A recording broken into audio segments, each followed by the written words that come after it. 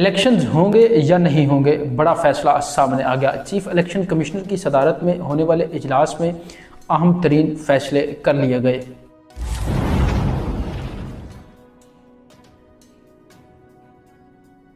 السلام علیکم ناظرین، عزم نیوز نیٹ ورک کے ساتھ میں ہوں حماد الحسن، آپ دیکھ رہے ہیں پروگرام حقائق۔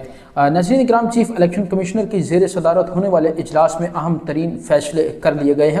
چیف الیکشن کمشنر کا کہنا ہے کہ آزاد امیدوار بھی جیتنے کے بعد اپنا وزیر اعظم منتخب کرنے کا حق رکھتے ہیں، جبکہ دوسری جانب چیف الیکشن کمشنر کی زیر صدارت ہونے والے اہم ترین اجلاس میں یہ فیصلہ کیا گیا ہے کہ انتخابات ہر صورت میں 8 فروری کو ہی منعقد کروائے جائیں گے، لہٰذا یہ افواہیں اور سوشل میڈیا پر چلنے والی بے بنیاد خبریں مسترد ہو چکی ہیں۔ اب اس کے بعد کسی قسم کا ابہام باقی نہیں ہے، 8 فروری کو ہر صورت میں انتخابات منعقد کروائے جائیں گے۔ جبکہ دوسری جانب الیکشن کے روز انٹرنیٹ کی بندش کے حوالے سے چیف الیکشن کمشنر کا کہنا ہے کہ اس قسم کی کوئی تجویز زیر غور نہیں ہے، لہٰذا انٹرنیٹ کی بندش کے حوالے سے چلنے والی سوشل میڈیا پر خبریں اور افواہیں بھی بے بنیاد ہیں۔ جبکہ دوسری جانب میڈیا سے بات کرتے ہوئے چیف الیکشن کمشنر کا کہنا تھا کہ آزاد امیدوار بھی منتخب ہونے کے بعد اپنا وزیر اعظم بنانے کا اختیار رکھتے ہیں۔